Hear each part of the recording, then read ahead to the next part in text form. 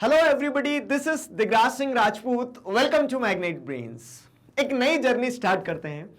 Class 10 civics जो है, class 10 civics का जो पहला चैप्टर है वो आप इस वीडियो लेक्चर से पढ़ना स्टार्ट करने वाले हैं। और यह जो वीडियो होने वाला है स्पेसिफिकली आपको चैप्टर की थीम बताने वाला है कि आखिर चैप्टर किस बारे में है, हम कौन कौन से टॉपिक्स पढ़ने वाले हैं, ये सारी चीजें आपको इस वीडियो में बताने वाला हूं।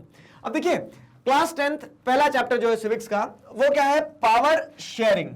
पावर शेयरिंग क्या होता है? मतलब हम पावर को शेयर कर रहे हैं। Simple, the title is self explanatory, जो अपने आप को खुद ही एक्सप्लेन कर रहा है कि पावर को शेयर करना।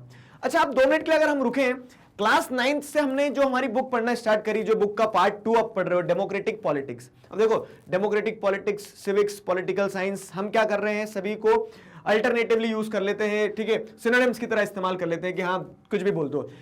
टेक्निकलिटी में अगर आप जाओगे ना तो टेक्निकल डिफरेंसेस होते हैं। Technical differences in the sense हर चीज का एक मीनिंग होता है, इसीलिए उस चीज को उस नाम से जाना जाता है। खैर, अभी हम उसमें ना घुसते हुए अभी क्या ध्यान रखें, हम सिंपल सी चीज ये ध्यान रखें कि सिविक्स कह लो, पॉलिटिकल साइंस कह लो, वो जो आप पढ़ रहे हैं तो उसमें आपने class 9th 6th 7th 8th में भी पढ़ा है। क्लास 9th में आपने डेमोक्रेटिक पॉलिटिक्स जो थीम है वो उसको स्पेसिफिकली पढ़ा। आपने डेमोक्रेसी को समझा, आपने देखा कि डेमोक्रेसी के साथ साथ में कॉन्स्टिट्यूशन कितना इंपॉर्टेंट होता है। कॉन्स्टिट्यूशन के अलावा आप देखोगे तो उस कॉन्स्टिट्यूशन के अंदर राइट्स है, कॉन्स्टिट्यूशन के अंदर क्या है, सेटअप दिया है कंट्री का कि chief minister, prime minister, president, judiciary, ये सारा सब कुछ। लेजिस्लेचर के बारे में पढ़ा, लोकसभा, राज्यसभा, ठीक है। तो आपने पॉलिटी वाला जो पार्ट होता है ना, वो आपने क्लास 9th में पढ़ लिया, डेमोक्रेटिक पॉलिटिक्स पार्ट 1 की बुक में। अब अगर उसी कंटिन्यूएशन में आप क्लास 10th में आ गए हो, ठीक है, स्वागत है आपका। तो क्लास 10th की आप बुक को देखते हो ना, डेमोक्रेटिक पॉलिटिक्स पार्ट 2, तो वहां पे आपको क्या देखने को मिलता है? वहां जो चैप्टर्स देखोगे आप, power sharing, federalism, gender, religion and caste, outcomes of democracy, challenges to democracy, ठीक है, पॉलिटिकल पार्टीज। तो अब ये जो आप चैप्टर्स देखने वाले हो क्लास 10th की बुक में, क्लास 10th की सिविक्स की बुक में, to be more specific democratic politics part 2 में जो चैप्टर्स देखने वाले हो, ये चैप्टर्स क्या है? ये पॉलिटी का पार्ट नहीं है, लेकिन क्या है, मतलब ये चैप्टर्स आपको एक डायमेंशन दिखाते हैं, ठीक है। आप कॉन्स्टिट्यूशन को पढ़ते हो तो कॉन्स्टिट्यूशन जिस कह सकते हैं कि सर्कमस्टेंसेस में कॉन्स्टिट्यूशन काम कर रहा है ना, उन सर्कमस्टेंसेस को समझना होगा, थीम्स को समझना होगा। मजेदार चैप्टर होंगे, हर चैप्टर में आपको एक क्या कह सकते हैं कि ऐसे एक विंडो खुलेगा, हाँ, कि ये भी इस डायमेंशन से भी सोचा जाना चाहिए। सिविक्स जो है सिर्फ प्रेसिडेंट, प्राइम मिनिस्टर और इनके आर्टिकल और कह सकते हैं इनकी पावर्स और इनके फंक्शंस को याद करने तक सीमित नहीं रखना है, ठीक है। तो क्लास 10th की सिविक्स, बिलीव मी, मजेदार होने वाली है, बहुत सारी चीजें आप नई नई जानोगे। अब इस वीडियो की, इस चैप्टर की स्पेसिफिकली अगर हम बात करें तो डेमोक्रेटिक पॉलिटिक्स की बुक में आपको ये जो चैप्टर मिल रहा है, पावर शेयरिंग, क्या बताया हमने कि the title is self explanatory, power को शेयर किया जा रहा है। अब आप सोच रहे होंगे पावर शेयरिंग, ये शब्द सुनते से आपके मन में क्या विचार आए? सोचो, ठीक है, 2 मिनट के लिए समय दिया आपको, सोचो। पावर शेयरिंग सुनते समय ऐसा लगता है कि हाँ, पावर को आप बांट दे रहे हैं। अब जब पावर को बांट देंगे तो पावर कम होगी ना, बांटने से चीजें बढ़ती है, खुशियां के अलावा, ठीक है, खुशियां बांटोगे बढ़ेगी, बाकी बांटने से चीजें कम हो जाती ना। तो वैसे ही पावर को जब आप शेयर कर दोगे तो पावर तो कम हो जाएगी, तो पावर शेयरिंग क्या हो जाएगा? हमें ऐसा लगता है पावर शेयरिंग एक नेगेटिव कंसेप्ट है, लेकिन पावर शेयरिंग नेगेटिव कंसेप्ट नहीं है। पावर शेयरिंग क्या है? एक तरह से एक पॉजिटिव कंसेप्ट है। क्यों? क्योंकि पावर को शेयर करने से डेमोक्रेसी बेहतर तरीके से काम करती है। सवाल यह आता है पावर किसके बीच में शेयर करना है। देखो, मैं आपको इस वीडियो में थीम बताने वाला हूं चैप्टर की, क्या क्या हम पढ़ने वाले हैं, आखिर चैप्टर किस बारे में, किस किस तरह से पढ़ेंगे, वो बताने वाला हूं। तो पावर को शेयर करने से हम क्या बात कर रहे थे? पावर को शेयर करने से डेमोक्रेसी बेहतर परफॉर्म करती है, अच्छी तरह से काम करती है। क्यों और कैसे? क्यों और कैसे? तो इस चीज को समझाने के लिए ये सारे टॉपिक्स हैं हमारे पास में, ठीक है। चैप्टर के एंड तक पहुंचते पहुंचते, फॉर्म्स ऑफ पावर शेयरिंग तक पहुंचते पहुंचते इस चीज की आपको क्रिस्टल क्लैरिटी हो जाएगी कि पावर शेयरिंग से किस तरह से चीजें बेहतर होती है, ठीक है। पावर शेयरिंग इज गुड, ये कैसे, ये मतलब क्यों डिजायरेबल है, क्या इसका पॉजिटिव इंपैक्ट है, मतलब शेयर करने से खुशियों के अलावा सारी चीजें तो घटती है, तो पावर शेयरिंग से डेमोक्रेसी बढ़ती कैसे है, डेमोक्रेसी बेहतर कैसे होती है। तो चैप्टर के एंड तक आपको क्लैरिटी मिल जाएगी, ठीक है, एक एक टॉपिक से समझेंगे। तो हम क्या करेंगे, पावर शेयरिंग का जो आइडिया है ना, उसे 2 कंट्रीज के कंटेक्स्ट में समझेंगे। एक कंट्री वो, मतलब ऐसा बोलते हैं ना, राम और श्याम, एक राम था, राम क्या कह सकते हैं, राम पंचुअल था, राम और श्याम पंचुअल नहीं था, और फिर दोनों की कहानी से समझा दिया जाता है। देखो, पेडागोजी की अगर हम बात करें तो सिंपल वही जो नर्सरी क्लास में आप सीखते आते हो ना, उसी तरह से चीजों को पढ़ो। तो वैसे हम अगर देखें कि पावर शेयरिंग सही है या गलत है, तो पावर शेयरिंग बेल्जियम के एग्जांपल से और पावर शेयरिंग श्रीलंका के एग्जांपल से, कहीं पे पावर शेयरिंग हुई थी, कहीं पे पावर शेयरिंग नहीं हुई थी, ठीक है। तो दोनों कंट्री में क्या प्रॉब्लम्स थी, पावर शेयरिंग कैसे हुई, क्यों नहीं हुई, ठीक है, और हुई तो कैसे करी गई, उसका क्या एडवांटेज रहा, डिसएडवांटेज रहा, वो सारी चीजें हम यहां समझेंगे, ठीक है। बेसिकली अगर आप देखोगे तो यहां तो कंट्रीज के कंपोजिशन को ही समझते हो आप इस टॉपिक में।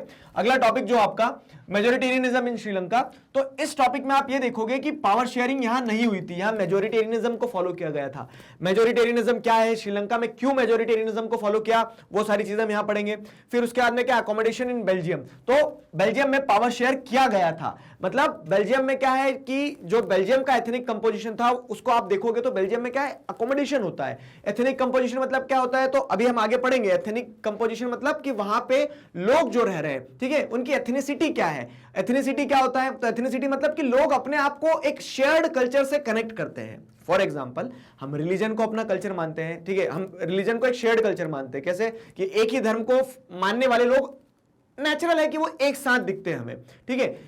एक ही कास्ट को, कास्ट भी क्या हो गया आपका, एक शेयर्ड कल्चर हो गया। तो एक ही कास्ट के जो मतलब एक ही कास्ट के जो लोग हैं वो सब क्या है, वो कहीं ना कहीं अपनी कास्ट के बीच में आपस में ज्यादा कनेक्टेड, क्लोज नेटेड होते हैं when compared with the people belonging to other caste, ठीक है। तो उस तरह से क्या है कि एथनिक कंपोजिशन बेल्जियम श्रीलंका का देखोगे, श्रीलंका में उस एथनिक कंपोजिशन में क्या डाइवर्सिटी थी, सिन्हालास, ठीक है, तमिल्स और मेजोरिटेरियनिज्म की पॉलिसी को अडॉप्ट किया गया, उसका क्या इंपैक्ट हुआ, वही बात करते हैं बेल्जियम की। तो बेल्जियम में अकोमोडेशन हुआ, तो वो अकोमोडेशन पॉजिटिव रहा, नेगेटिव रहा, कैसे हुआ वो हम यहां देखेंगे।